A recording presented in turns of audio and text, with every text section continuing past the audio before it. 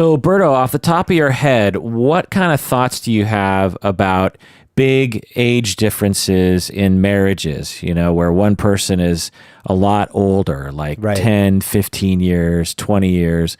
What are some of your thoughts about that? I think that there's a nice safe zone where if both people are adults and they're like, I think it's somewhere between mid-20s to maybe mid-40s, I think there's a nice splash zone where I wouldn't be too bothered by anything.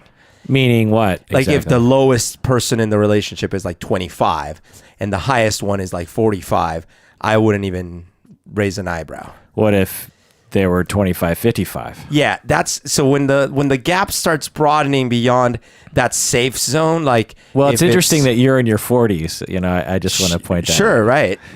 but I think I'm just going more from like when I look at a mid to late 20-year-old and when I look at people our age, there's a lot. Of course, there's like 20 years life experience in there, but like they feel compatible socially. What about like 35, 55? I gotta say, when I was 35, I didn't feel like I could relate as much to people in their 50s and 60s. So it sounds like you have like a cutoff point. Like at 45, you become an old person, and you shouldn't fraternize. Right. There's like basically everyone older than you. Is like out of the picture. Right, exactly. So now when I turn 45, it's different because it's a moving range for me. Yeah. Well, okay. So what are the problems with it exactly? So a 55, 25, what's the problem? Well, I guess I think that there's a lot of relationships might have happened for one person, not the other. There could be a real big imbalance in life goals at that point. Like maybe one of them wants to have kids, the other one has no interest anymore in having kids. Maybe one of them already had several kids and is way past that stage in their life. There could also be very different professional goals or, like retirement goals and things like that. But not between 25 and 45. No. It's of course it can still happen. But I'm saying like if we drew it in a graph, I think there would be less of those issues the closer to that middle. Like if they're both 30, there'd probably be very few of those issues. And the further they get away from 30 on each direction, you'll start seeing more of those issues pop up. Does society have a similar viewpoint as you do? I think so. Yeah. It sounds like you're a little bit more liberal about it. A little bit. But for example, I think most folks in modern culture would see like a 21-year-old and a 50-year-old as somewhat problematic. Yeah. And then certainly... Somewhat. I would think they would consider it massively a problem. Yeah, and then there's certainly some gaps that would be considered flat out unacceptable, like, hey, a 17-year-old is marrying a 40-year-old, stuff like that. Right. So it kind of depends on how old the youngest person is. So a recent event in the media, Stephen Fry, do you know Stephen Fry, the British guy? He married he's with a guy who's 30 years younger than him, Elliot Spencer. And the media is calling Stephen Fry a pedophile and a pervert. What? Wait, is he an underage kid? No, he's an adult. Elliot Spencer's an adult. A pedophile and a pervert and a dirty old man. I don't even understand how pedophile would apply. Yeah, well, I also have worked with clients who are and have been in the closet about their relationships that they're in that have big age differences. There's a lot of shame about it, right? And research has shown that age gaps can result in couples feeling marginalized. I see. Similar to mixed race couples.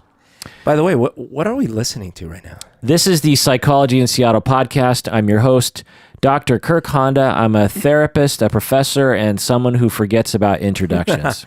Oh, man. My name is Humberto Castañeda, and I administer personality tests for job applicants. So the main questions here are, I should speculate, I should specify that you don't do that because that's whenever you say a clinical job, I just have to clarify that. Do you know that in a different episode, you pointed out that I had never held that job. And I said, well, maybe someday. Because, you're the lay person, other person. Well, I don't do it officially. It's like the training. When someone is going to take them officially, I give them just like, little training ones. So you just stop people on the way into a business and you're like, are you applying for a job? And you're like, I'm going to do my own version of personality That testing. sounds more official than what I do, which is stand on corners and pester people. Yeah. So the questions that I have for us today, Berto, are the following. Is there an actual problem with age differences? Is there an actual empirical, science-based problem with age differences? Question number 2, does age difference predict longevity of a relationship? Okay, what are the trends in different cultures? And does evolution play a role? So we're going to get into that. Oh, interesting. So in pop culture, what are the terms for people of age that, you got your cougars? What else? Well, there's the whole cradle robber. Yeah. And I don't know what an old guy is called. Sugar daddy? Oh, yeah, sugar daddy. Okay. Yeah. A pedophile? Well, that's extreme. But see, I don't understand why those are being grouped here. Well, you got sugar mama, you got gold diggers, you got trophy wives. And by the way, this goes back to, how I was talking about a safe zone. If you show me a person, an adult, that's around 18 to 21 years old, and you show me an adult that's around, let's say up to 40, right? Maybe even 45. There are not significant biological differences. Like where you're like, those are incompatible organisms, But as soon as you start looking at kids and teenagers, then you start seeing like, well, that looks like a young specimen. Like that doesn't look. But adults, there's a nice long, and there are 18-year-olds that look like 30-year-olds, and there are 40-year-olds that look like 25-year-olds, right? So there's a gray zone there. Okay. You also got boy toy, and I think in the lesbian community they call them panthers and kittens. Panthers and kittens. And you have like cubs in the gay community, and apparently they call them manthers. So if you're a older gay guy, you're a manther. I see. Manther and a cub. Okay. What about the different rules that you have? What's the rule of thumb that it dominates our society and pop culture in America today? I think that usually people expect an older, wealthy guy with a young gal, and they're surprised or do not expect an older gal with a young guy. Right, but what's the rule of thumb? Like, there's a guideline, a mathematical equation that we're supposed to. We've talked about it on the podcast before. I think with Mandy, like years ago. Oh, do you remember? Do you remember this rule? Well, I remember when we were talking about like age of consent and things like that. Like, no, it's 3 years of difference. No, there's a rule that people follow in today's world. I forget then. It's the half your age plus 7 rule. Oh, I don't remember this. Okay, half your age plus 7. Oh, I could have swore we talked about that. Yeah, maybe on the we podcast. did, but I just didn't remember that. Yeah. So what? How old are you, Berto? I'm 42. And what's half of that? 21. And add 7. 28. So 28. I can date 28-year-olds or younger is the rule. Oh, I can date 28 or younger? Yeah, just joking. Sweet. So 28 or older is the rule. And so what about the person you could date who's older than you? So that would be minus 7 of 35. And then, so 70? 70. So That 70, doesn't work. yeah, so 70. So you could date from 28 to 70. No, that doesn't work. It doesn't? It doesn't. See, that's what I was talking about, that there was a good splash zone. But no, I can't date a 70-year-old. Why? That doesn't work. Why? We are at significantly different biological stages of life. Okay. So it needs to be more of a logarithmic scale, yes. not a right. a straight equation. And here's a very important consideration, and it sucks, right? But men can have babies a lot longer than women can. Yeah. And that plays a role. Well, we'll get into that in a second. So I read the origins of this half your age plus 7 rule, and they're not quite sure where comes from, but they do know that it shows up in the literature like 100 or 200 years ago as a guide for something else. Do you know what that was? Marriage? Yeah. Okay. So for men, they were like, the ideal age of your wife is half your age plus 7. Plus 7. So the thing is like most men 100 years ago would be thinking about getting married around like 20. Right. And so 17, I guess, is so I guess the lower you get, the less problematic. Well, the plus 7 is accounting for, no, you're not getting to marry a child. Right. So there's another rule that Dan Savage put forth. Do you know what that's called? No. It's called the campsite rule. Can you think about what that would mean? The campsite rule. Well, like a campsite. What's the rule of a campsite when you go into the woods, in a park, and you have a campsite? You have to clean up after yourself. Right, exactly. So it's when there's a large age disparity at the end of the relationship, the older partner should leave the younger person in better shape than they found them. Okay, I like it. So in other words, like no diseases, no unwanted pregnancies, no emotional trauma. Interesting. So Dan Savage is like, because in the gay community, it's much more acceptable to talk about these age differences than the heterosexual community. Huh. My hypothesis about that is a couple of reasons, and I think other people share these points of view. Is one, gay people traditionally have been marginalized as something abnormal and strange by society for hundreds of years, and so therefore they're freer to some extent to choose how they want to act, and what sort of rules they want to have in their community. You know what I mean? Because the dominant American society has already rejected them, and so they're like, well, we can sort of make up our own rules, and so they just had more flexibility in that area. The other is that there's a tradition, particularly in the past, I think, and maybe even now, when gay people were marginalized even more in the past, and basically many people were closeted, mainly young people were closeted. You had a situation where, say you're 18, 20, 25 years old and you're in the closet and you're afraid. You're afraid of losing your job. You're afraid of being murdered. You're afraid of your family disowning you, and then you're homeless.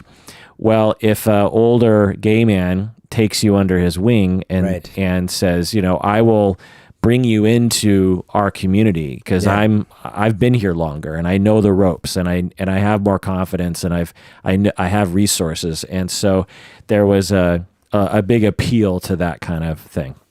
Not to make it sound like all people in the past hooked up with older men when they were young. I'm just saying it just perhaps made it more of a norm in their community. What about some celebrity couples that you can think of that have age gaps greater than 10 years? I don't know if they were greater than 10 years. So there was the Ashton Kutcher and Demi Moore. Yeah. I don't know how big the gap 15 years. Oh, it's 15 years. Okay. Yeah. And there was certainly Hugh Hefner with all his girlfriends. Right. Well, Crystal Harris is the one that I found online. Do you know the age gap there? 50 years. 60 years. 60 years. Wow. Yeah. That's a little more than half plus 7. Yeah. Anyone else? There's the... recently, I just read one of these billionaires just married... who was it, though? Well, I don't know. One of the famous tech billionaires or something. I don't know. So we got Beyonce and Jay-Z, 12-year gap there. Oh, okay. But that one doesn't seem as... Well, it's 12 years. It's if in normal society, that would raise eyebrows. I see. Yeah. There was the Woody Allen, right. Mia Farrow. No, not Mia. The next one. Sun Yi. Yeah. Brad Pitt and Angelina Jolie, 12 years. See, another one that doesn't. That one doesn't seem at all disparate. Well, Ellen DeGeneres and Portia de Rossi, I think her name, Portia de Rossi, from Arrested Development, 15 years. Okay. Elton John and David Furnish, 15 years. Rachel Maddow and Susan McCullough, 15 years. George Clooney and Amal Clooney, 17 years. Mary Kay Olsen and Olivier Sarkozy, 17 years. Harrison Ford, Han Solo, and Calista Flockhart, 22 years. Okay, that one is odd. Yeah. Yeah. Yeah. Why? Well, they just don't. They don't even look compatible, let alone age-wise. Interesting. So it's how they look. That's how you get. So you got Donald Trump and Melania Trump, 24 years. Oh my God. Catherine Zeta-Jones, Michael Douglas, 25. Alec Baldwin, Hilaria, I don't know, Thomas, 26 years. At the other Olsen twin, and Richard Sachs, 28 years. It definitely seems to work a lot more in the direction of old guy, young woman. Yeah, I mean, I think the only hetero where the woman is older is the Ashton Kutcher one. Which is why it stood out so much. Patrick Stewart and Sonny Azell, 38 years. What? Yeah. Liberace and Scott Thorson, 48 years. Oh. And as you said, Hugh Hefner and Crystal Harris. That's crazy. I didn't know about a lot. All right, around the world, in different cultures. So around the world, do you think there are differences in whether or not men are older or men are the same, or is there a trend? Yes. Is there a trend around the world? What do you think? I do believe there's got to be differences, and why would there be differences? I think that maybe the less developed a society is technologically and financially, it affords less opportunities for these big big differences in age. Also, I think that religion would play a big role in this. Meaning that less developed societies have less of an age gap? Would be my guess, yes. Interesting. And I would think that religion plays a role in this as well. In that case, maybe the opposite way, but not necessarily. But I feel like there's a lot of arranged marriages in certain cultures, in which case they might be about the same age. And factors like that. Also, in many places where it's been like really economically depressed, I just think that, first of all, there's a lot less people surviving, and so it's interesting. Those gaps wouldn't work as well. Correct me if I'm wrong, but it almost seems like you're associating wealth with the ability to have a trophy wife, essentially. In a way, yeah, or trophy boyfriend or whatever. Interesting. Okay, what about and sorry, and partially because I do believe that, like, depending on the gap, the old person in this situation, or the older person, needs to have something compelling to offer the young person. And I would venture to say that, at least when it comes to guys, I think money might be very appealing. Okay. So, all right. So let me just lay out some of the stuff here. In all cultures, among we're going to talk a lot about hetero marriages, just to let you know. One, because that's, well, the sole reason is because most of the literature is about that. There is literature about gay and lesbian couples, which I'll get into in a second. But among hetero marriages around the world, women in almost every culture, if not every culture studied, the women on average are younger. And we're talking about averages too. Yeah. We're not talking about there's certainly relationships where the woman is older and much older, but on average, women are younger in every culture studied around the world. Now, I'm not surprised about that they're younger, but what's the gap? Do you know? What's the average? Well, we'll get to that in a second. Also, around the world, women on average prefer same age or older men, and adult men on average prefer younger women. That makes sense. Teen boys also around the world seemingly prefer either girls their age or women who are older. So it's not like all men and all males prefer younger partners. Right. It's that there seems to be a kind of gravitation around the 20s. Yeah. I can see that. People prefer to marry when, do you think? When they study people all around the globe, what age do men and women like to get married? Mid-20s. Exactly. Average age for females, they prefer to get married at 25. And average age of their mate that they prefer is 3 years older. And men prefer to get married at 28 around the world. And they prefer females to be 3 years younger. Convenient. So the average preference for your first marriage is man 28, woman 25. And at what age are women the most fertile on average, would you say? 18. Nope, 25. 25, okay.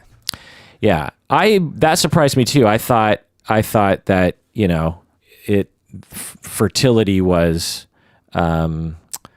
pretty robust at some length after puberty but apparently it's 25. The average age of most likely to conceive is 25 apparently. I don't know the biology on that. Maybe there's some. It'd be fascinating to see how that switched over the last million years. Yeah. So now by region, let's look for some differences around the world. Okay. So this is all broken up into Western, Central, Northern continents. So you got Western Africa, you got Eastern Europe, you have South America. So in terms of those kinds of things, what areas do you think have the largest age gaps on average between men and women who are married?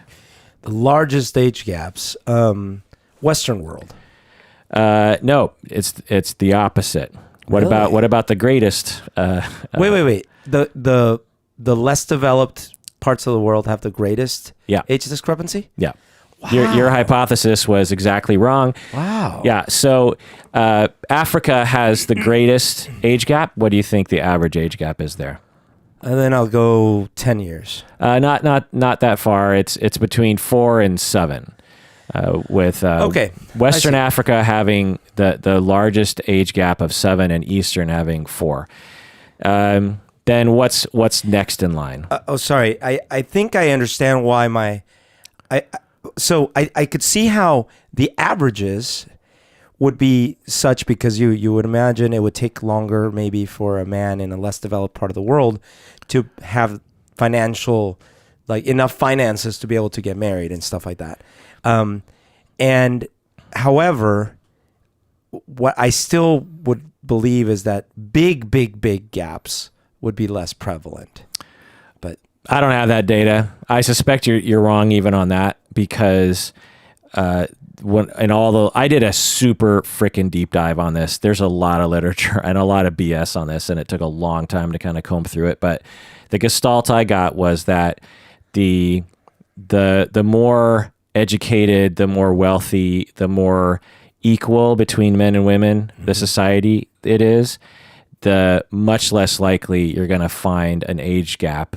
And in other countries where there is less wealth, less education, and think about like the Middle East, where you have women who are, essentially second-class citizens. They can't drive. They can't walk outside without, a thing over them.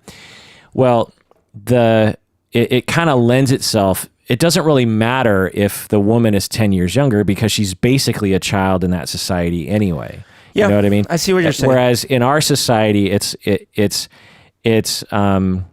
women can kind of.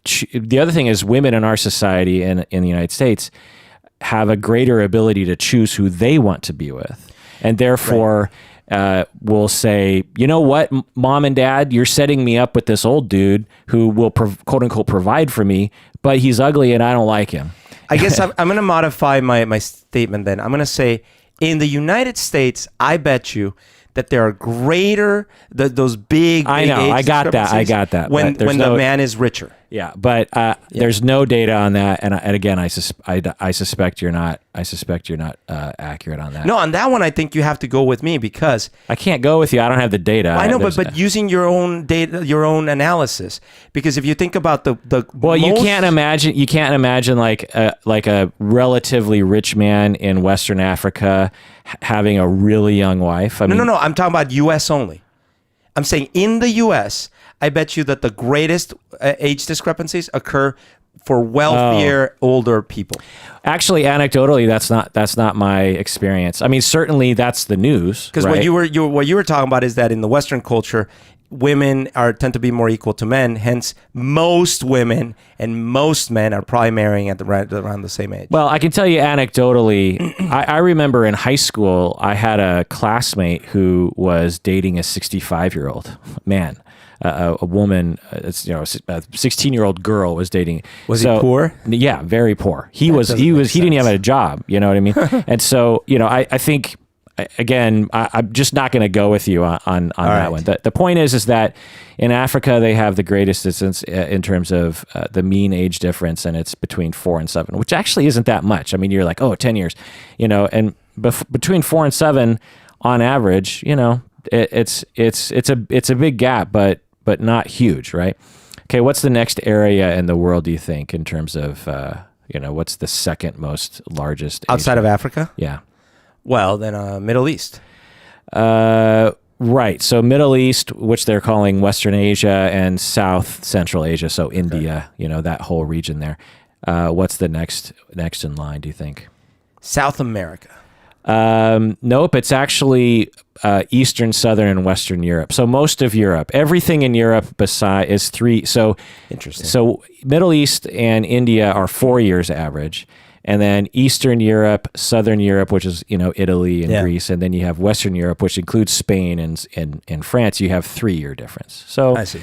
And then the next one is Central America. Oh, well, you got it right. Central America, South America is also 3. So I see. And then the people who the group who has the smallest age gap is 2 years, and that is Eastern Asia. So we're talking like Japan, China, Southeastern Asia, so Vietnam, those areas, Northern Europe, which is UK, Scandinavia, and North America, United States, Canada, and Australia, New Zealand. Okay, that makes sense.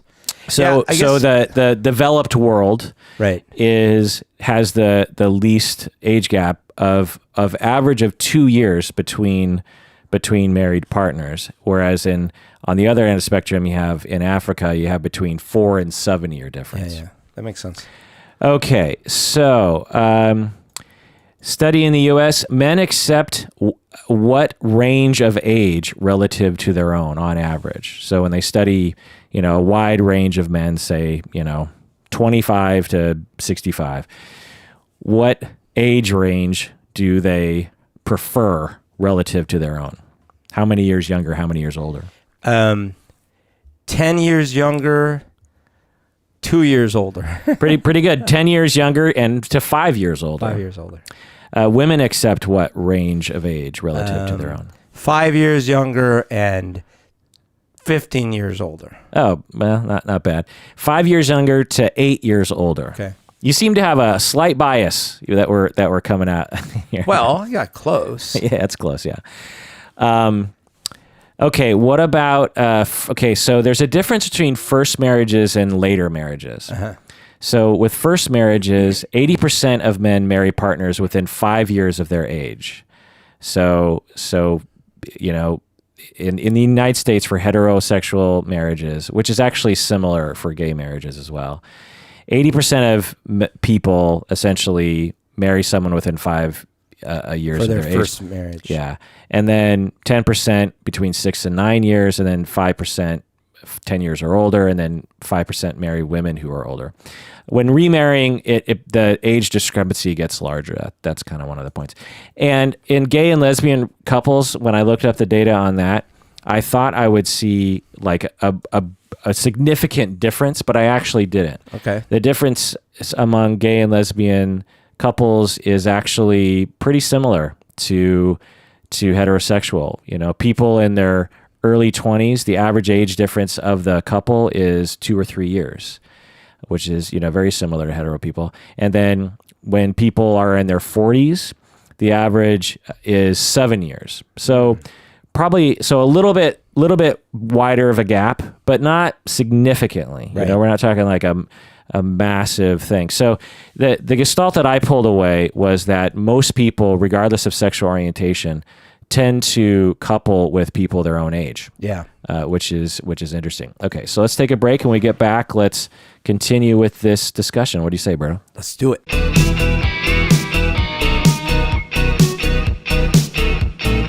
Okay, we're back from the break. If you haven't become a patron of the podcast, please do so. Go to patreon.com. All right, so mortality risk. Do you think there's any differences between couples that have age gaps as opposed to people who are the same age? Yes. What do you think? I think couples that have that are closer in age tend to live longer.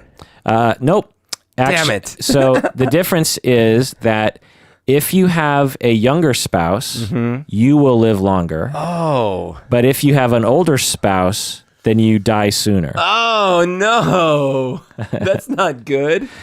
So, and the other factor here is, or the other data point here is that regardless of that, married people still live longer than single people. So even if you have an older spouse, you're still going to, on average, live longer than someone who doesn't have a spouse at all, even though your lifespan is shorter relative to people who are married to someone of the same age, and particularly if you're married to someone younger than you. So could you live indefinitely long if you kept marrying every year a 21-year-old? Yeah, you're just like sucking the life out of young people. So men who are 7 to 9 years older are how much less likely to die than men who have the same age wife? What do you think? Men who are 7 or 8 years older than their wife are how much less likely to die in a given in a given year? Percentage-wise? Yeah. Jeez. 10%? Yeah, good. 11%. I was hoping it wasn't higher than that. Now, it's unknown reason. They used to speculate about this, and they thought they had narrowed down the reason, but it's actually pretty complicated, and they can't figure out why. Do you have any speculation as to why this phenomenon would be happening? Well, given that, for example, in Okinawa, the research into the centenarians there, they have seen that one of the aspects that is common to the folks that have lived a long time there is that they're very engaged in the community, and actually they spend a lot of time around kids and around young people. So that's not a reason, but it does seem to be like consistent. So what, hypothetically, like I would say, it could be that there's energy there, so they don't feel like, what's the point of living, and they feel more like there's something to do. There's more activities. Yeah, more physical inspired. More physical activity. Right. Yeah, all that stuff. And when you are in trouble, someone is likely to be there to help you. Yeah. So all those factors can that alone is a great point. Like if you as you do start getting older, if you take a fall, you're older. If the other person's just as old as you, they might not be able to help you at all. Right. Another factor that's shown in the data is when your spouse dies, you have a greater risk of dying yourself. Oh man. So if you're young and you have an older spouse, then your older spouse is likely to die earlier than if you had a spouse the same age, right? Yes. And so because if you have an older spouse, you're much more likely to be widowed at some point, and therefore you're much more likely to die sooner because people have an increased. There's various reasons why people have an increased risk of mortality that upon their spouse dying. Some of it is practical, like they no longer have someone to help them. Yeah. But also some of it's psychological, and that there's some people, it's like, well, there's really no point in moving on with life, that kind of stuff. So I think the lesson here is, if you're married to an older person, make sure you have a 21-year-old on the wings. Yeah. As soon as the older person dies, you marry the 21-year-old, and suck the life. That counterbalances. Yes. Yeah, you just like suck the life. Okay, the larger the age gap, the more likely that people are to get a divorce. So this is one of the major findings that you see in the literature online and stuff is like the bigger the gap, the more likely you're going to get divorced. Makes sense to me. Okay, but before we go into those stats, we have to ask ourselves, what is the percentage of marriages, regardless of age difference, that end in divorce? So what's the percentage? Worldwide? No, in the U.S. In the U.S. And we have one of the highest divorce rates in the world, by the way. 43%. It's 50%. 50%. Yeah. So it's about 50% for all marriages. What about first marriages? Oh, that was all marriages. 60%. No, it's 41%. Oh, really? Yeah. So for first marriages, it's 41%. So that means that people that get divorced are more likely to get divorced again. Right. So second marriages is 60% and third marriages is 73%. Wow. So third marriages are almost certain to end in divorce. So if you're like, okay, how many times have you been married? 4 times. You're like, well, let's get a divorce right now. We're not even married.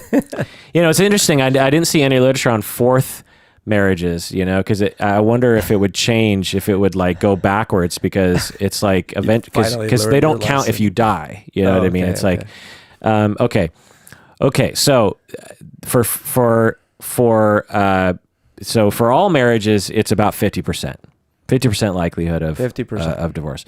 So what percentage increase in the risk of divorce is associated with being 1 year difference? 1 year difference? Yeah. Oh, okay. So the 50%. So the ideal is you're the same age. Yeah. So let's say you're the least likely based on age only. Okay. That to divorce if you're the exactly the same. Right. Within 6 months. But what about 1 year? That's a 2% difference. Good, 3%. Okay. What about a 5-year age gap? Now we're talking closer to 10% difference. More 18%. 18%. Well, 18% increased chance. Yeah. So we're talking about instead of 50%, you now have like a 60% or something, or 58%. 10-year age gap. Okay. What percentage increase? 30% increase. Good. 39%. 39. Okay. So that means instead of 50%, you have like a 70% chance or something like that. 20-year age gap. Yeah, that shoots all the way to 50% increased chance. 95%. Oh my God. So I don't know exactly how the statistics work here, 95%. but because I don't know if they're talking about first, but 20-year age gap, your chance of divorce goes up almost double. Yeah. So from 50%, it can't be 100% because for a 30-year age gap, it's 172 increased percentage chance. So I don't know if same age people are like, maybe same age people are like 30% chance. Yeah. And like, that would make sense because 50 is all of them. That's everybody. Yeah. Right. So I suspect that like if you're the same age, your risk is 30 to 40% or something. And when you get to 20-year gap, then you're looking at a 70 to 80%. And when you're 30-year gap, you're like 90% or something. Sure. Interesting. Okay. So, but the question here is this due to the age gap or is this due to the second and third marriage issue? Because if you have a 20-year age gap, right, chances are this isn't your first marriage. It's not your first rodeo. Right. Because it might be one of the people's first marriage, but probably not the older person. If you're 45 and you're marrying a 25-year-old, chances are this is at least your second marriage. You know what I mean? And so, man, that means that Jerry Maguire is probably divorced again. Now, there's very bad reporting on this. Because this study, in terms of like laying this out, was cited all over the place on the internet as like, in Cosmo and HuffPo and bad reporting as in the way it was reported. Right. So they reported it that they basically were saying that if you were within 1 year, you only had a 3% likelihood that you would get a divorce. Oh, okay. You know what I mean? So that's how they would report it. I see. I thought when you said it was poor reporting, I thought you meant like the self-reporting of the stats. Like they sent out the surveys and the self-reporting was bad. I see. But you mean how it was portrayed in the media. Right. Got it. And so they misunderstood statistics essentially. That's why I was trying to be very clear that it's an increased chance, not the chance. Yeah. For example, this is a quote from the internet citing this study. So the couples who were least likely to split up, just a 3% chance, had an age gap of 1 year. Huh. Okay. Meaning, according to science, this is ideal. Right. So I just want to read this again. So the couples who were least likely to split up, just a 3% chance, had an age gap of 1 year. Meaning, according to science, this is ideal. Now, that's like you open this door that inside is science, and science goes, 1 year is the ideal. Yeah. Yeah. No scientist is going to say something's ideal. They're just going to say, here's the data. Yeah. You know? Did you love when I'm scrolling through Facebook all the time? There's these scientists find such and such. Yeah. And so I always picture these rooms full of these white lab coated people sitting around announcing things. You know. But honestly, before I became a scientist myself, I had an extremely distorted view of what scientists were and what they did and how it all worked. It's just such a weird field, and unless you're in it or very close to it, it's just hard to know, particularly if you don't have a lot of education, Like this happens with physics and astronomy constantly. Yeah. They're like, half the matter of the universe just vanished. Yeah. I mean, and I blame the media, because when you read these headlines, you're like, because on Reddit, there's always someone will post something like that, and immediately someone's like, no, you're wrong. I've done that before. Yeah. Someone actually posted a psychological study saying that using Facebook causes depression. Right. And so I was like, that sounds a little funny to me. You know what I mean? And so I actually looked at the study, and it took me a while to kind of figure it out. And I actually refuted it and laid it all out and said, here's what the study said. Right. And it nowhere does it say, or nowhere in the data does it suggest that using Facebook causes depression. I see. The data is much more nuanced than that. Right. You know what I mean? Okay. So now, so far we've been talking about marriage, which is really only one type of romantic relationship. Right. You got dating relationships where you either you're unsure if you want to marry them, or you're not even thinking about dating somebody. Have you heard of polyamory? Right. So there's a lot of data about dating relationships. Where do we find just a slew of data regarding how people date? Tinder. In general, just dating websites. Dating websites. And OkCupid is actually very open about their data. Okay. They just have a philosophy. Oh, yeah, they post all sorts of stats and things. Yeah. What percentage of, so this again, heterosexual, what percentage of conversations are started by men as opposed to women starting a conversation, reaching out? In dating sites? Yeah, on OkCupid specifically. Freaking 85%. Close, 80%. You're pretty good at this. I was going to say 80, but I was like, double down. Yeah. Okay, men sending messages. Men tend to message younger women.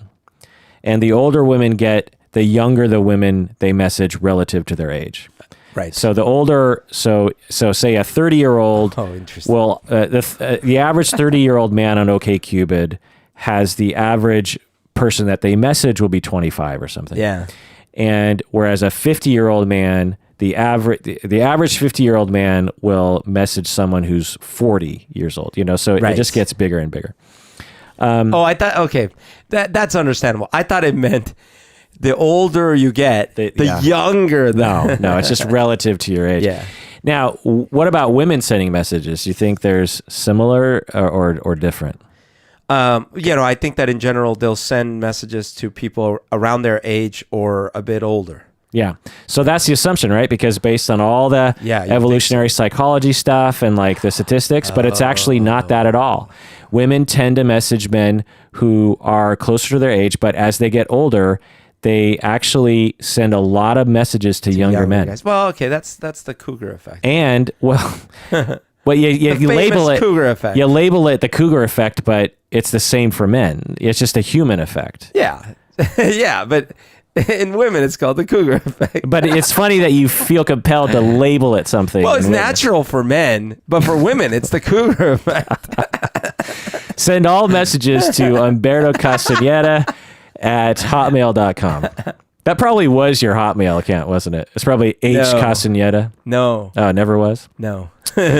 So, I never used my real name for any email account. I always used my name because I just was like, I just didn't understand. I didn't want to confuse people. Anyway, so the older women get, not only do they send messages to younger men, but they also respond more readily to younger men.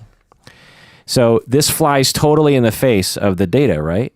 So we have to reconcile this somehow, because according to OkCupid, women prefer younger mates. Older women prefer younger mates. And younger women prefer the same age mates. Right. Not older men, on average. Right. Now, there's certain younger women who prefer older men, but on average, they tend... So some younger women actually prefer younger men.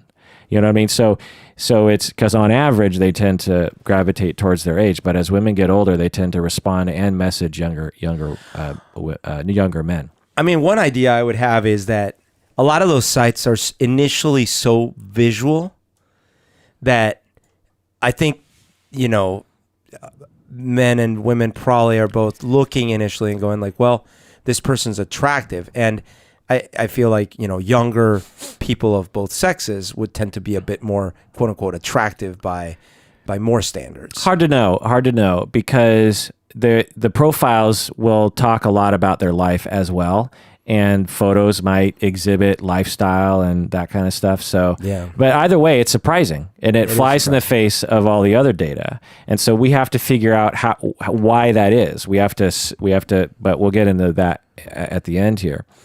Okay. So we've talked about longevity. So whenever they measure like marriage in the quality of a marriage or something, they will talk about longevity and another factor. What's the other factor they talk about? Marriage, longevity, and health? Satisfaction. Oh, satisfaction. So who's satisfied? Satisfaction with the marriage or with life? With the marriage. Yeah. Okay. So men who marry younger, same or older women, who's the most satisfied? I see. Yeah, I would say men that marry around the same age. Nope, younger. What? Yeah. That's women. not possible. What about for women? Who's the most satisfied? Women who marry younger, the same, or older men? Women who marry the same age. Younger. No, this doesn't make sense. Not culturally. Well, but it also doesn't make sense based on the marriage divorce statistics. Right. So both men and women are most satisfied when they marry someone younger, and least satisfied when they marry someone older. So this would tend to imply that the divorce is led mostly by the younger person. Maybe, actually. However, that initial satisfaction fades over time. So even if you do tend to prefer, you're like, yay, I married a younger person, that satisfaction tends to fade after 6 to 10 years. Particularly if the couple faces economic problems they found. Because the speculation is that as say you're 10 years difference, the strain on a marriage is perhaps a little worse for couples in general who have greater age differences because it's perhaps more likely that one person is carrying the financial burden. You know? Yeah. Okay. So again, terrible reporting in the media about this so basically what, the study looked at one way is, well, sure, you might like it at first, but satisfaction rates plummet after that. But that's not what the study demonstrated. It just reduces. It just maybe comes back to normal. And so basically, when they report this to the media, it's like, if there's an age gap, you're doomed. So here are some headlines based on. So there's two main studies that keep getting talked about. One was that increase in more likelihood of divorce as the age gap gets higher, and then this initial satisfaction reduction over time. So here are some headlines. What's the best age gap in a relationship? How much age gap is okay in a relationship?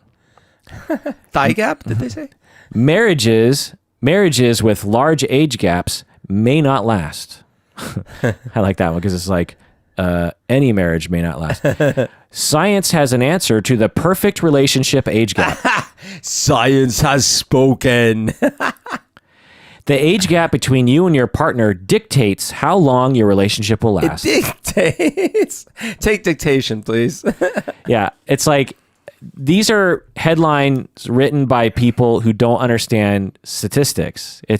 There's risk factors. There's a slight increase in risk of this and that. It's not, your age gap doesn't dictate your your future. It just increases your risk. It's like saying driving a car will dictate that you will die in a car accident. You know what I mean? Your astrological sign guarantees how long your marriage will last. Well, that's even more ridiculous. Okay, so why is there a age gap? You know, so reason why there isn't. Oh, so one interesting question to ask about all this, as I was looking over this, is why isn't there a greater age gap? You know, in the Western world, you have an age gap of 2 years on average. Yeah, that's a pretty small gap. Yep. That means that like a huge amount of people are within like 0 to 5 years difference. Yeah. You know, people getting married at young, people getting married old. And so one question to ask when we really step out, if we're aliens on another, you know, watching us from the moon, it's like, you know, you as an adult, legally speaking, you can couple with as someone of any age. That's right. So when you're 25 and single, why is it so predictable that you're gonna marry someone your age when you can marry someone of any age? Yeah. You know. So what's the reason why? Well, I have one possible reason is that up until the age of around 23, you've been spending the majority of your time outside of your parents with people of around your same age. Okay. Because all through college, all through high school, and then mostly all through college, other than professors and maybe some graduate students. So you're just used to people your age. And you're spending most of your time. And I think the familiarity and like how much time you're spending is how you meet people in the end and how you like actually make connections. Yeah. So I would expect that a lot of people actually literally meet their spouse in college. Yeah. And their spouse happens to be around the same age. Yeah.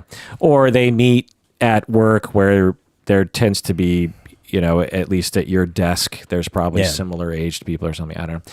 Well, in the literature, they call it homogamy, which is basically marriage to the same person as you. Mm-hmm. People are taught by, you could say it's evolution, but also you can definitely say cultural conditioning results in people seeking out people to marry people like themselves. So ethnicity and age and skin tone and to some extent body shape and accent and education.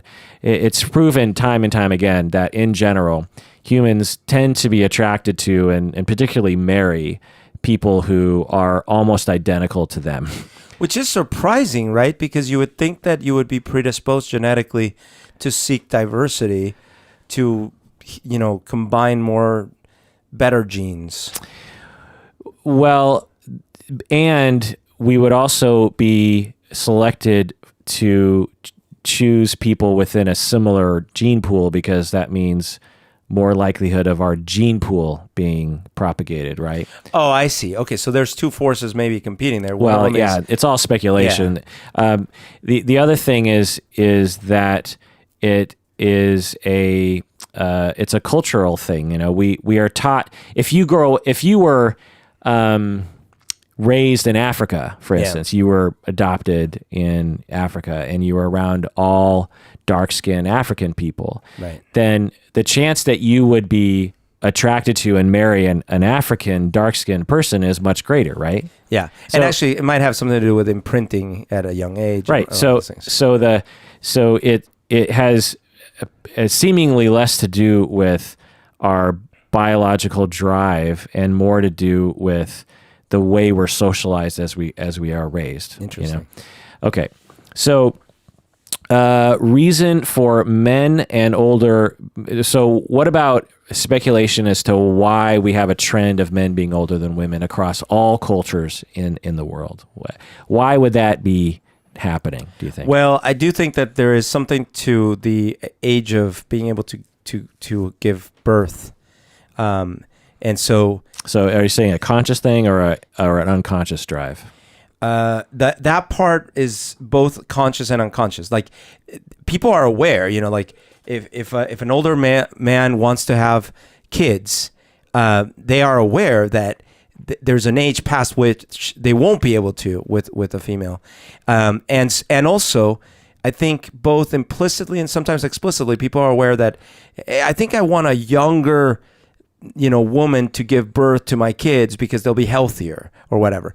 Whereas for men, which is not great, unfortunately, for women, but for men, it's like, well, their sperm is their sperm, and it'll still swim, even though actually epigenetically that's probably like not correct, and I don't know, but so I think that there's that aspect, and then there's also the financial security aspect, right? That I think. Disregarding my original point, I think in general, the older you get, you tend to be more secure in your life and your finances and things like that. Right. So that's the prevailing evolutionary psychology theory, and even it's also almost a social psychology theory as well, in that we were selected as men to be attracted to the most fertile of women, which is in your 20s. And so therefore, visual cues that indicate a woman is in her 20s is the most sexy to us or something. Right.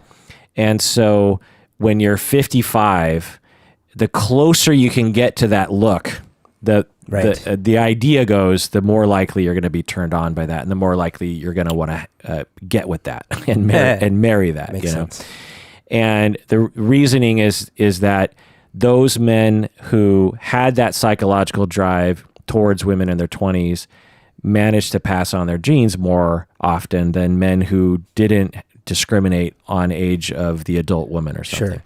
It's similar to how the vast majority of people are not attracted to children because we were selected away from that, because those who are attracted to children tend to not propagate their genes, and therefore they get those genes become slowly kind of marginalized from our that's the idea. Now, and probably also why very close incest relationship might end up not being as common, because those offspring may not be as viable. Right. So not only perhaps a biological drive to not have sex under those circumstances, but definitely a social dogma and religious dogma to discourage that sort of thing.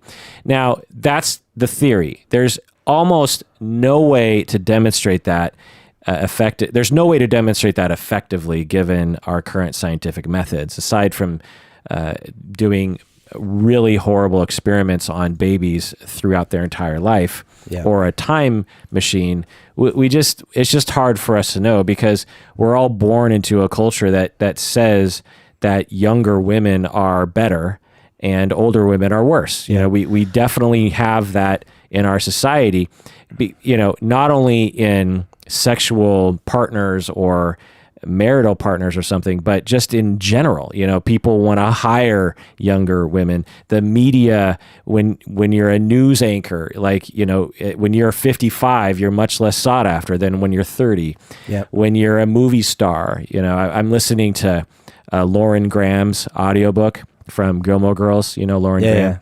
I've actually listened to Bossy Pants and Yes Please. So Bossy Pants is the 30 Rock. Yeah. Tina Fey. Tina Fey and the woman from Parks and Rec, Amy. Amy Poehler? Amy Poehler. Yeah, I've listened to the trifecta of audiobooks from these comedian women, and they have a very similar tone to their writing and a very similar topics that they get to, but they're so delightful and funny.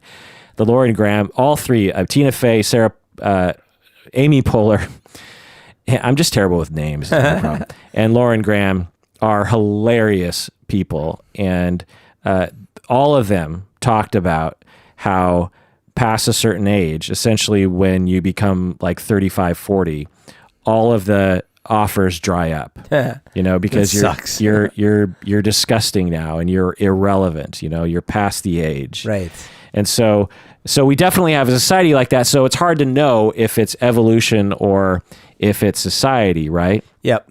And in some cases, like you mentioned, religious factors and stuff like that. But even that's always hard to know, because, does it say in some texts, don't eat pork because it coincidentally, like they just thought it was bad for totally subjective reasons, and coincidentally that prevented them from catching trichinosis? Did they, or was it that they observed over many, many years, like, hey, maybe we shouldn't be eating those things. And then Right. they made a religious rule around it. Right. They just were like, people can't help themselves. If Yeah. we say, I think it's a bad idea, that doesn't have as much weight as God doesn't dictates want it. to. Yeah, Yeah. Well, so why do we do this, you think, in society? So let's say that it's not an evolutionary thing. Let's just say that Right. we definitely can say that society has a double standard about age for men and women. Sure. Men get hotter and women don't in our society. Why do we do this? Why did we develop this? Because it's around the world. Yeah. Right? So why would we develop that social construct, do you think? Well, I mean, I do think that, especially in history, there was an actual survival aspect, meaning, there was a powerful male in the region that ran things, and he probably had a few lieutenants and powerful, and so if you're a female, like, you're gonna want to be allied and in good graces with those people, and if you can be married, even better. And so I think that there was actually like a real life or death question in many cases. Yeah. Yeah, I think that's overlapping with my total speculation, again, because there's really no way to ever answer this question. But yeah, men have traditionally had power around the world, right, for whatever reason. It's hard. It's sort of weird, like, to think back, like, at what point did that become codified in human society? Was it in early hominid society or something, and we all just sort of inherited that cultural notion? Because it's really a cultural notion. There's no inherent reason why men should be leading and men should be dominant in society, particularly as we start to change our mores in Western society, particularly, but really around the world, and we start to see all these differences wash away. Right. So it's just like, it's just kind of interesting to think about. But for whatever reason, men have traditionally held power, at least in historical times, up until today. And therefore, when you have power, one of the big things you need to do is retain that power, right? And one of the ways that you can retain that power is by making sure you have a spouse that knows her place, right? And so I think, total speculation, that way back when and up until recent times, it actually was a smart move to some extent to retain power by making sure that you didn't have someone your age or older. Because imagine if you're the other thing, I suppose, now that I'm thinking about it, is the observation or perception of power. If there's actually examples from Roman history where you had a powerful mother kind of suggesting things to her son who was an emperor or something, and society didn't like that. There's like, oh, he's a mama's boy and that kind of stuff. When it's just like, well, how about he's just getting advice from his mom? What's wrong with that? And so it works better, and the optics look better when you have a younger woman who is like doing what she's told and that kind of thing. Yeah. You know what I mean? But I mean, we have examples in nature of animals that don't have anywhere near the cultural development that we do. Yeah. So take gorillas, right? Like, why is the silverback gorilla in charge? Because they're the biggest, the strongest.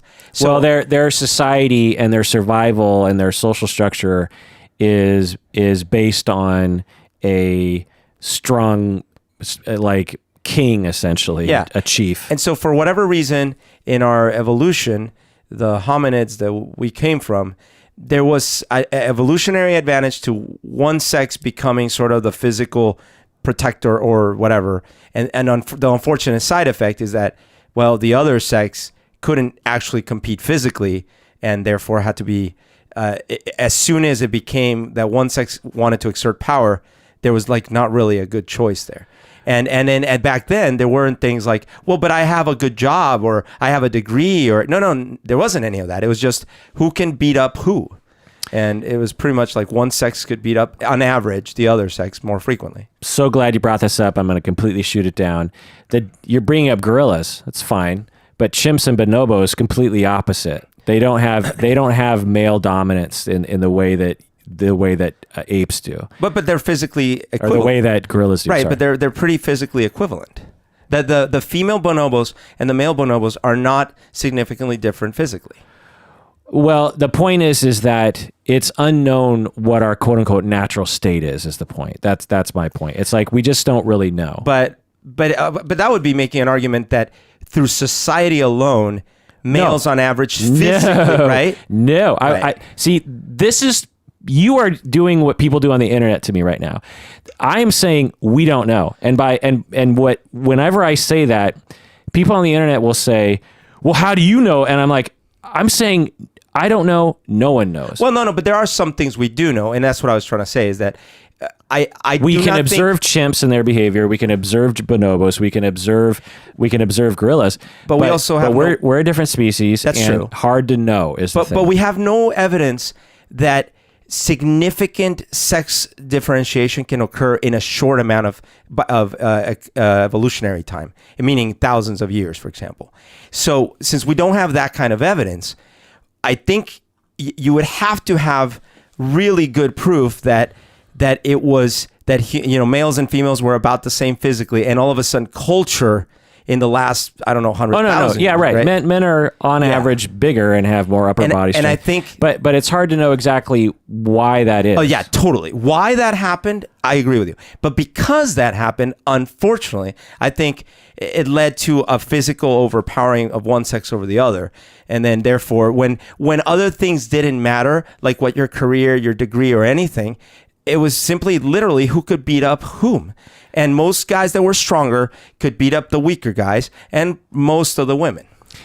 And that assumes a sexual selection based on who you can beat up, which is I think anthropologists would have a problem with that very simplistic view of sexual selection for humans. But anyway, let's take a break, and when we get back, let's get into the bottom line here. What do you say, Berto? Let's do it.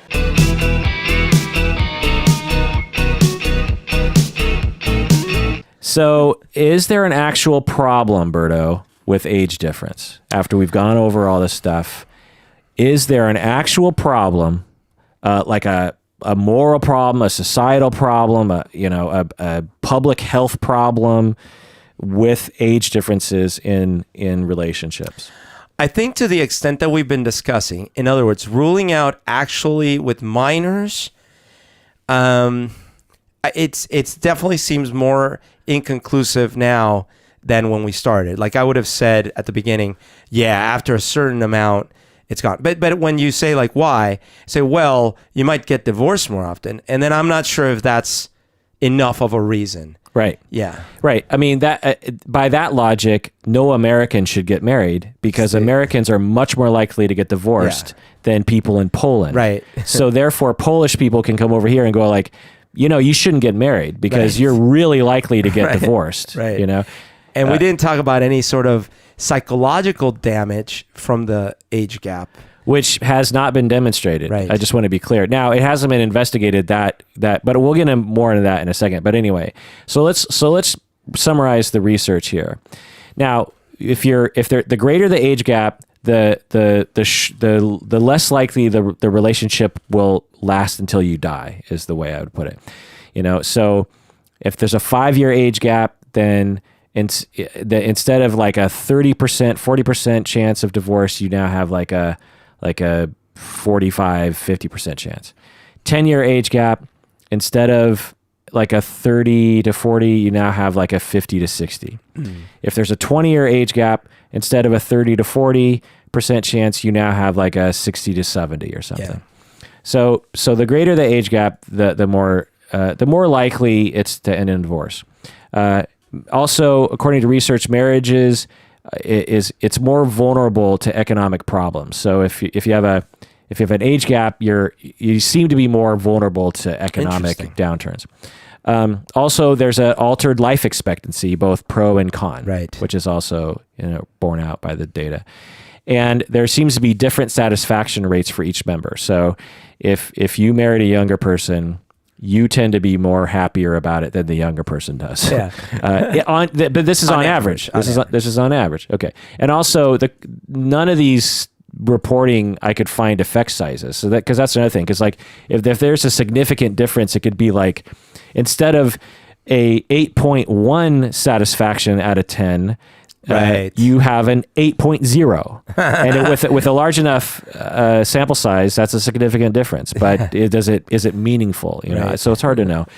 So the question, so there's two things that you can really. There's really only one thing you can point to in terms of the data that is a difference between same age marriages and age gap marriages, and that is that age gap marriages tend to dissolve quicker and more often, right? Right. So now what people will say, and according to those headlines, science has proven the perfect age. But the thing is longevity good? You know, does long lasting relationships, does that equal good? You know, because the question that I always have to people, because people always use this language, I have a failed marriage. Yep. You know, I have a broken marriage. I have a broken family. You know what I mean? And these words are reflective of social constructs. There's nothing empirically wrong with getting married 5 times. So imagine if people talk like that about other things, like I had a failed school experience. Why? Yeah. Well, eventually I graduated and left. Right. Or even with jobs. Right. I failed at my last job. Why? Well, because I have a new job. Right.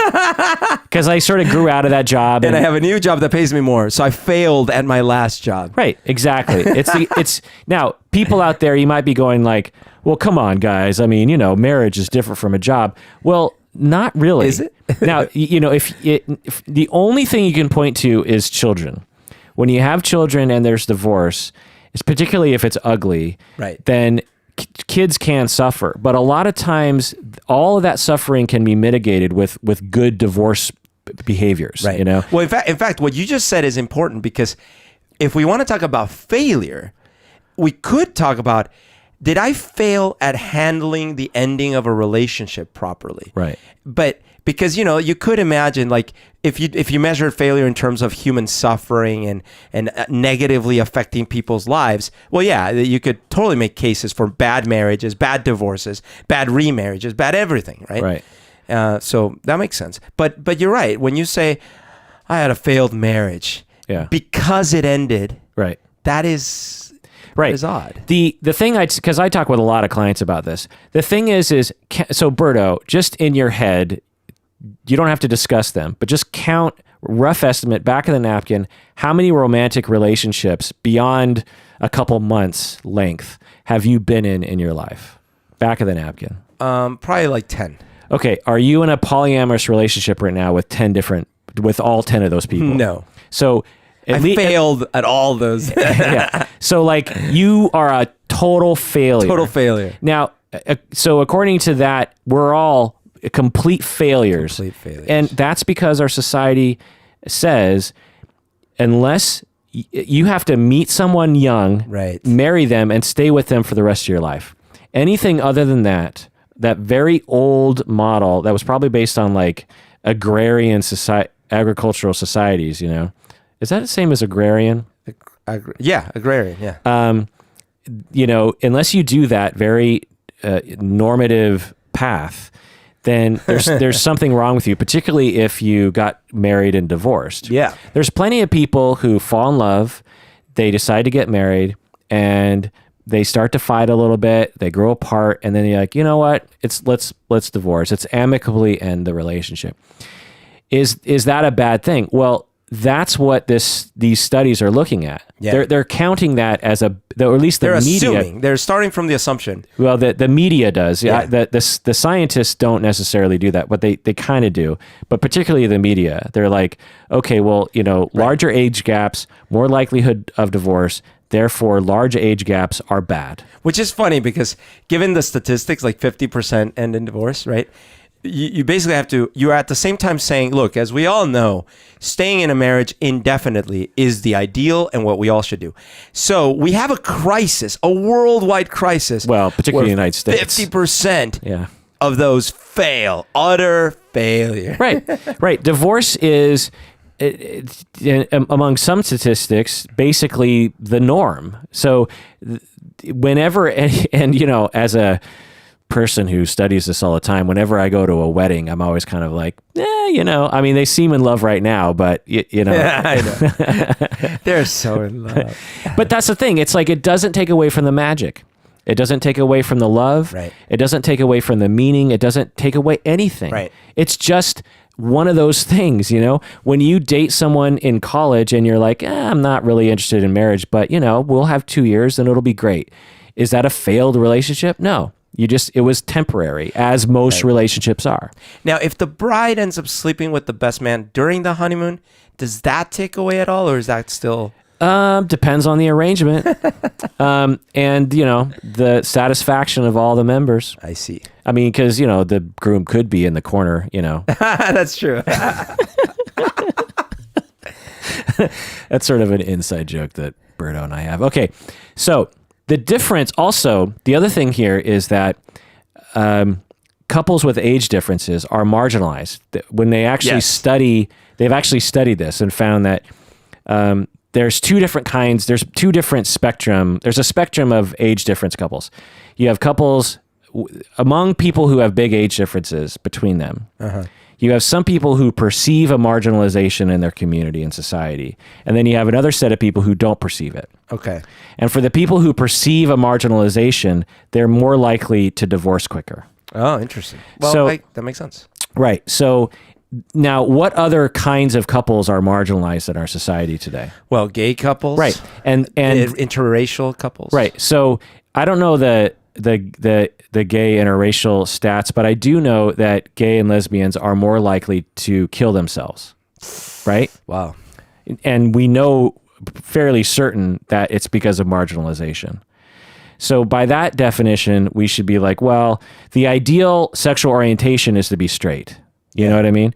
And so it's not a direct analogy, but you get my point, that, you know, just because society is crapping on age difference couples doesn't mean that age difference couples shouldn't exist. Right. It means as a society, we need to stop marginalizing That's them. a good point. You know? Man, can you imagine when the aliens come down and they look nothing like humans, but they're sentient, we're sentient, and we have language. So inevitably there's going to start having, you know, alien human relationships and marriages and stuff. And so that's going to be a mess. There's going to be a lot of discrimination. So many factors play a role other than age difference in terms of not only longevity, but marriage satisfaction. You know, there's a lot of factors that play a role, you know, like what other kinds of factors besides age play a role in ending marriages, or that and satisfaction, you know, longevity and satisfaction. I think financial, you know, how well off the couple is doing. Okay. Financial security, I should say, whether they have family support, I suppose. Yeah. And of course the environment around them, like if they're in a war zone or if they're. But what about differences between them? Oh, I see. Okay. Well, yes, definitely. If they want to have children or not. Right. That's a big one. Right. And that might have to do with age, but it might not. Yeah. What else? Different career or financial goals. Like, you know, one of them wants to travel a lot and just kind of spend the money they have. The other one wants to save and buy a house. Right. What else? What other differences might play a role? Social differences. Like one person really likes to go out and party every day. And the other person's... Right. So there are a lot of domains and factors worth considering if you're going to be thinking about whether or not this partner or that partner is good for you, or what sort of partner you should be looking for. Right. So age is one of those. Imagine if we shamed all those. Like, oh, you're one of those couples where she likes going out and you don't. Right. Ooh. Yeah, it's exactly the same. It's exactly the same. How do you have sex? Yeah, pedophile. Parenting style is another big one. Your values, your culture, your education, your interests. One person likes to hike, the other person hates hiking. You know, these differences can play a role, and age can have something to do with that, but maybe not. One person's a vegan, the only one only eats raw meat. Your life path, again, which could be related to your age, but maybe not. When you're going to, as you said, have kids, or if you're going to have kids. Religion. Yeah, religion. Whether or not you're in love. Yeah. Whether or not you're committed to each other. Whether or not you feel good when you're around each other. Yeah. These are all much more important things than age. In fact, anyway. The other thing to think about if there is an age difference is whether or not your family and community will support that. So if you're a couple out there and you're like, or you're thinking about dating someone who's a lot older or younger, think about your society around you, because that actually can play a role in whether or not you last very, very long. But again, lasting isn't the only metric upon which we need to, couch our meaning. All right. Now, what if you had a super happy 5 years and you end it nicely? Yeah, exactly. All right. So in conclusion, there's no empirical problem with age difference. It's a total social construct, just like difference in height or difference in whether or not you go hiking or not. It's just a difference. And, we have a massive social construct in our society that you need to conform to the norm. Right. If you got to be hetero, you got to be white, you got to be Protestant. The couple has to be the same age. You need to be at least middle class. You need to dress a certain way. You can have tattoos, but not too many. You can have piercings, but not too many. And all these things we just have a society of conformers. And so if you have an age difference in your relationship, you're not conforming to the norm, and therefore people hate you. So is that t-shirt that you're wearing from back in when you were in high school? Yeah. Like, did you own it this whole time? Yeah. Okay, let me ask you, how is it not faded to all hell? Yeah. So Berto's changing the subject significantly right now. He's just noticing a t-shirt that I wear almost all the time. It's my high school so when you played football, you were given a t-shirt you could wear underneath for practice, over underneath your pads. And this is actually the one I got in 87, which is actually my junior year. But you wear it all the time. Yeah. And it's not faded. I know. It's although I think I started to see a hole somewhere. But it's insane. But yeah, it's totally insane. This shirt is made out of something. It's Kevlar. Yeah. Okay. So and it's very comfortable too, by the way. Okay. So that's one reason for this social construct is we just have a general conform to the norm notion. We're very upset when people step outside of that. Other reasons is basically we have a panic in our society about pedophilia and sexual harassment. Mm-hmm. Now, we definitely need to raise awareness about pedophilia, child molestation, and sexual harassment and sexual exploitation and power differences and all that kind of. They often say power differential. That always kind of bothers me. Just say power difference. No, it's the power differential. But like, in what other context do you use the word differential? Cars. Seriously. Yeah. There's a drivetrain differential. Yeah. So it's like, why not power difference, Like, why do we use a different form of But anyway, so we definitely need to think about power differences, and we definitely need to raise awareness, and we have a problem with that in our society that we have not been addressing well enough. And to some extent, the pendulum has swung the other. We've ended up, in our effort to catch the tuna in the net, we have also caught dolphins. Because in our effort to catch child molesters and sexual harassment people, we are also catching age difference people. Yes. We're just labeling any age difference in sexuality as automatically sexual harassment. That's gross. That's harassment. It's some kind of weird sexual thing. It's a power differential train. Yeah, which is ridiculous. We're stupid as humans. My God, we're so dumb. Okay. Now, here's the other thing, though. Because really, what age are we talking about? Because there is a cutoff, right? I mean, there is a there is an age difference in which we're like, well, so where's that cut? At what age does the youngest person have to be? Yeah, like an 18-year-old and a 98-year-old. Go. Right. Or a 20-year-old, and at what age is it okay? Because basically what I'm saying is there's no empirical reason why a 25-year-old couldn't date a 100-year-old if they wanted to. If those two people consented to it, fine.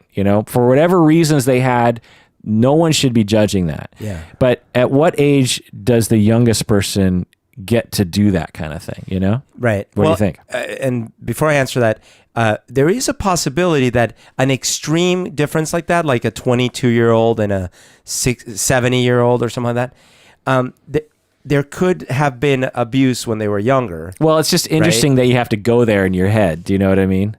Well, yeah. You're going to that place. I am going to that It's the place. same way that people go to when they say, well, you're gay. Well, it's maybe you were abused and that's why you're gay. Well, let me put the question a different way. Maybe a same age couple has been sexually abused when they were young. Sure. And they chose same age people. Totally. But let me ask the question a different way. If a person had been abused when they were, say, a teenager by a significantly older person, and as they become an adult, they choose to be with a significantly older person, could that be re-traumatizing for them? Yeah, but back in the day, I don't know if you remember this, but when we did one of our very first Psychology in Seattle episodes with the polyamorous and the S&M people, Alina Gabosh. I was just watching that last night, ironically or coincidentally. Really? Yes. Interesting.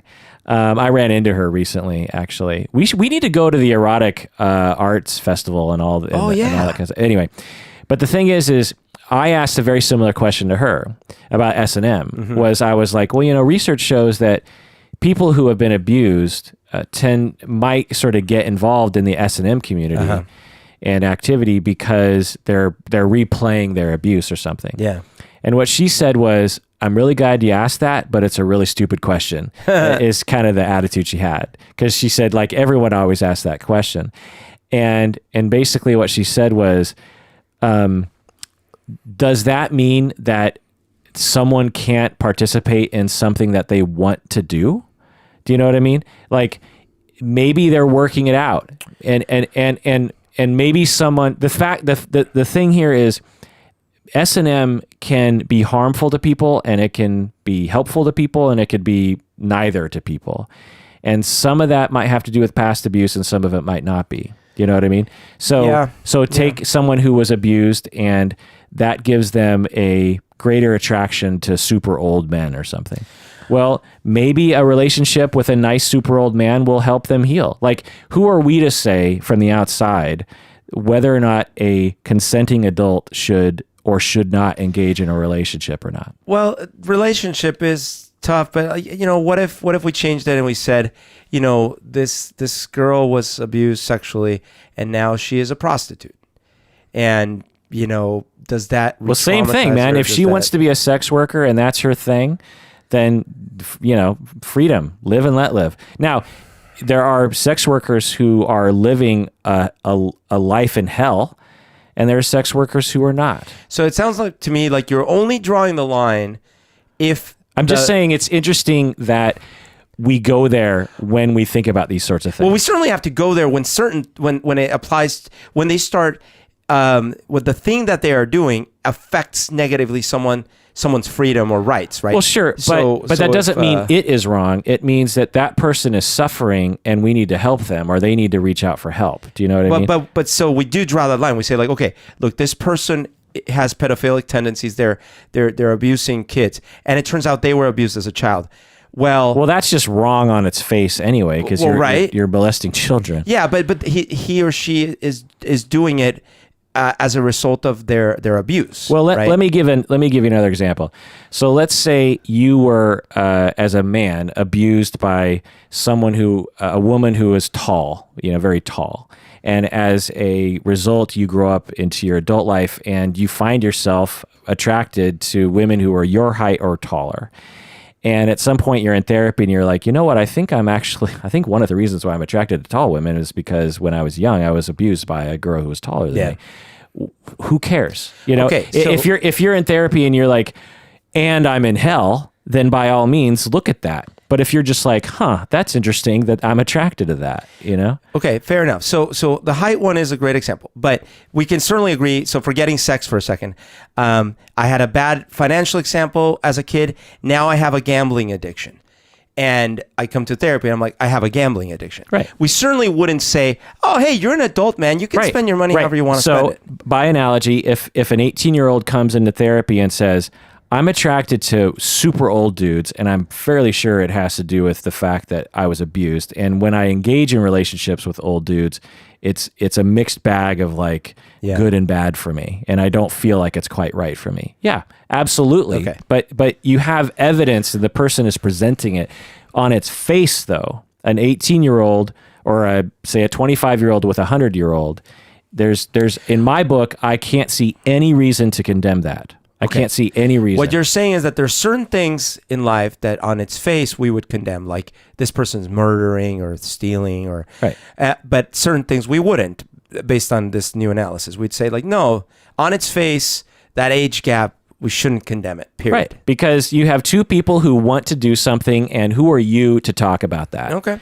Even if it's based on nothing, like the Hugh Hefner, I don't know the details with his relationships, but let's just say the 25-year-old women that he was involved with were completely, they didn't feel oppressed in any way or controlled. Let's just say they did it on their own free will. And let's say in their head, they're like, yeah, I really like the guy. And, he's a lot of fun. And yeah, sure. If he wasn't Hugh Hefner, I wouldn't go out with him. But, I really like this, and the age gap is 6 years. Like in that one example I said, like from the outside, we can't look at that and go like, ooh, we can't look at that and say there's something wrong with that. Okay. Then I'm going to try to draw a more subtle line, because we clearly seem as a society to understand that you're not quite mature enough just because you've turned 18 for everything. Right. So that's the point, is maturity, right? Which is a very weird subject to get into, which is a whole area of controversy in the literature, because it's like we set this arbitrary number at 18 and say, as soon as the day you turn 18, you are now free to marry and be in a sexual relationship with anyone of any age older than you. Whereas you can't drink alcohol yet, and you can't rent a car. Right. So you're not mature enough to drink, but you are mature enough to smoke and to now engage in a relationship with a 100-year-old man. And go to fight for your country and everything. Right. And so it's a very weird thing.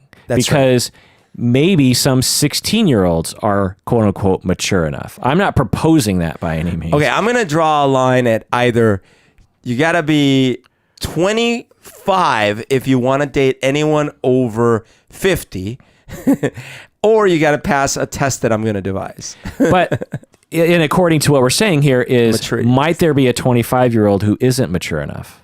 No, absolutely. That's why I might devise a maturity test. Right. So age is perhaps associated with the maturity, but not necessarily, right? Can you imagine the test I would come up with to determine maturity? Yeah. But basically what it comes down to is, if we're worried about a power difference, then using age as a slam dunk factor in power difference is a very misguided way of looking at it, because you can have a younger partner can absolutely abuse an older partner. I've seen it happen over and over in the relationships that I look at where there's actual power difference and exploitation. Age difference is not one of the things that I often see. I see same age people. I see younger people abusing older people. I see older people abusing younger people. It happen, age might play a role. Like it might kind of add like a 1 or 2% factor in there, but there are much more nuanced factors that you can't see from the outside, that you actually have to go up to them and talk to them and ask them what's happening in the relationship. Okay. You can have a 25-year-old person who is extremely abusive to a 45-year-old person. Mm-hmm. And you can have a 45-year-old person who's extremely abusive to a 25-year-old person. So now, might age play a role? Absolutely. If you're an abusive person and you're going to try to find a person to control, then you're probably a little bit more likely to look for a younger person, but it's not guaranteed, right? So if we're looking, there's this weird kind of discussion around at what age is someone mature enough to make a mature decision about a relationship. You know, that's a weird conversation to get into. The other thing is if we're talking about power difference and we're using age as like this automatic marker of a power difference, then you're stupid for doing that. Okay. In my clinical experience, I will say that people just, as I was thinking about this, it's like, I find that age difference relationships with the clients that I've talked to have a certain electric feel to them when I talk with my clients. They'll talk about how I guess it's mainly older clients who are talking about having younger partners. I see. And there's something very attractive about an age difference that can actually really facilitate the bonding of a relationship. You know, the differences are facilitative of that, because there's something very exotic about living in another person's world that you don't normally have access to. Right. The younger person has access to the older person's world, which is like very different than their world, and vice versa, right? Yeah. And there's a certain Romeo and Juliet quality to it that can play into it. Like, ooh, you know, we're playing against the rules here, you know? And so I've seen that happen as well. Like, I have a friend in Colombia who is, I don't know, she's in her 20s, you know, in university. And we text on WhatsApp. Yep. And yet we have like Game of Thrones and other things like Stranger Things and other shows in common. So we talk about that stuff. Right. And even though there's quite a bit of an age difference there. Right. So if you were, you know, well, you know, there's a lot less, particularly I think maybe even today with the internet and everything and all this shared experience. Yeah. I think age difference and culture, it's not as big of a deal as maybe it was before. I don't know. Anyway, the other thing I should say in terms of clinical experience is that sometimes when I encounter age differences in relationships, it's due to an issue of the one person needs to be held up as the strong person, and the younger person needs to be held up as the weak person. And that facilitates a bond that can lead to problems later on. But anyway, that's not because of age. It's just kind of something that I see sometimes. Okay. So what's the bottom line here? Well, the bottom line is, as long as the younger person is past a certain age, which I can't really define, and of a certain maturity, there's absolutely no clinical problem with an age gap. I'm stating that because and I dare anyone to refute that in a convincing way to me. Of course, unless you mean past 65. It's all a massive social construct based on our discomfort of things that don't conform to the norm. You know, like, wait, you identify as a different gender? Or wait, you want to be polyamorous? You want to date two people at once? You know, wait, you like the Star Wars prequels? What is that? You know, there's a greater chance of the relationship ending sooner, particularly for large age gaps. I love how you threw that. They're particularly for large age gaps, like 10 plus years. But that could be due to many issues other than relationship satisfaction. You know, marginalization. It could be due to the second, third marriage statistic, that kind of thing. Do you realize you just solved it, by the way? What? The test is, did you enjoy the Star Wars prequels? If the answer is anything other than no, then you cannot date that person. Right. And the other thing is even when we think about larger age gaps perhaps leading to a shorter relationship, we also have to remind ourselves there's nothing wrong with having a short relationship. When it comes to children, there are research looks into this. When you divorce well, all the problems that you see in kids regarding divorce are either massively reduced or they go away completely. Interesting. Whereas if you're in a if you're in a marriage that is terrible and there's all this conflict, like right. A lot of problems happen to the kids. So live your life, fall in love with whoever the F you want to fall in love with, as long as it's legal and as long as there isn't an abusive power difference. Right. And we all need to stop marginalizing and bullying these people because it's unfair and it's freaking dumb. That's my bottom line, Berto. What do you think? I think I hear you loud and clear. top age is 65, minimum age is 30. Well, that does it for that episode of Psychology in Seattle. Thanks for joining me out there. Please take care of yourself because you deserve it.